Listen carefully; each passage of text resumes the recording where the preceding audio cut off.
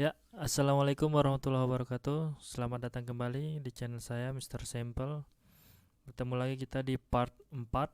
Kita akan membuat sebuah garis dimensi. Langsung saja kita buka software AutoCAD-nya. Oke, yang pertama kita akan membuat garis dimensi menggunakan perintah dimension linear. Shortcutnya DLI. Jadi ada beberapa cara ya. Nah, di sini saya ada sebuah objek.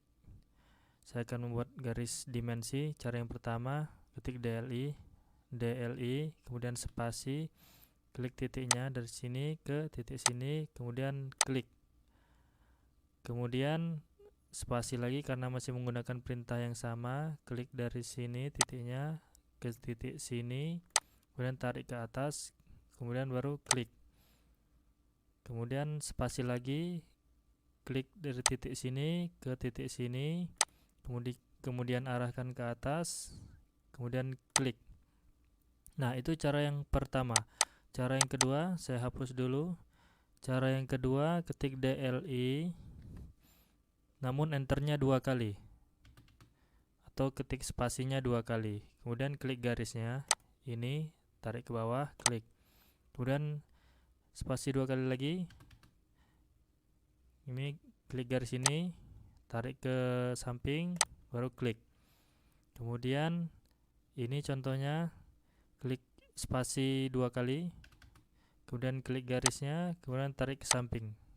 Nah, kemudian cara yang ketiga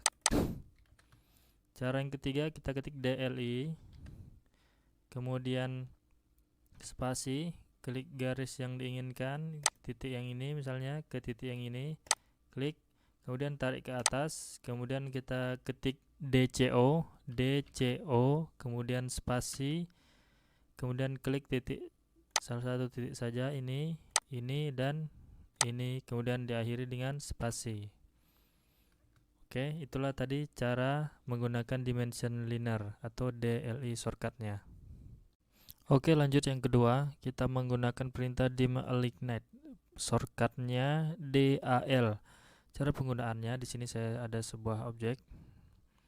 Cara penggunaannya kita ketik DAL, kemudian spasi atau enter, klik titiknya dari sini ke sini contohnya, klik, arahkan ke samping atau atas ya, klik, kemudian klik terakhir ya.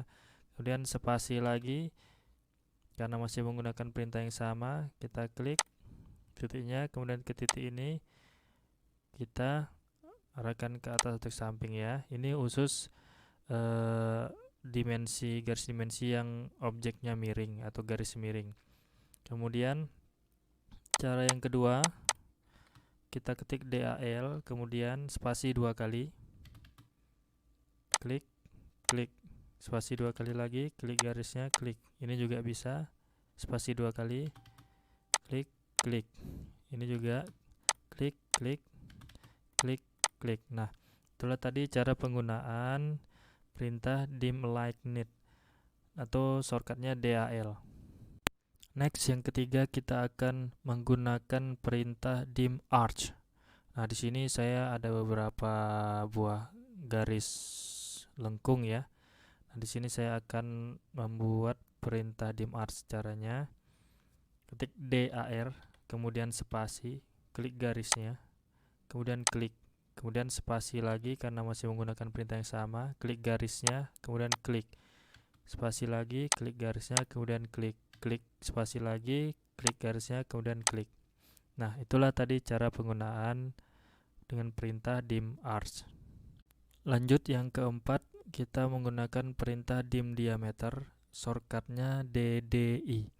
Cara penggunaannya, nah di sini saya ada 3 buah objek circle atau lingkaran. Caranya ketik DDI, kemudian spasi, kemudian klik lingkarannya, objek lingkarannya, kemudian klik, kemudian spasi lagi karena masih menggunakan perintah yang sama, klik lingkarannya, kemudian arahkan terserah mau diarah mana, kemudian klik, kemudian spasi lagi, klik, klik. Nah, itulah tadi cara penggunaan dim diameter. Oke, next yang kelima kita akan menggunakan perintah dim angular. Shortcutnya DAN. Nah, di sini saya ada sebuah objek circle kemudian dengan garis senternya. Jadi cara penggunaannya ketik DAN kemudian spasi, kemudian klik objek lingkarannya, kemudian klik salah satu titiknya, mungkin di sini atau di sini atau di sini, terserah. Saya contohkan di sini, klik, kemudian tarik ya ke atas atau ke samping, kemudian klik.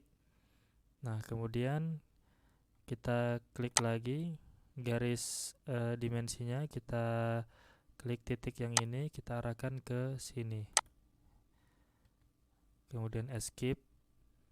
Kemudian bisa kita mirror, kita blok garis dimensinya, kemudian ketik MI atau mirror, klik titik poros yang di sini, kita klik, kemudian tarik ke samping kiri atau kanan, kemudian klik, kemudian enter atau spasi. Nah, itulah tadi cara penggunaan membuat garis dimensi dengan perintah dim angular.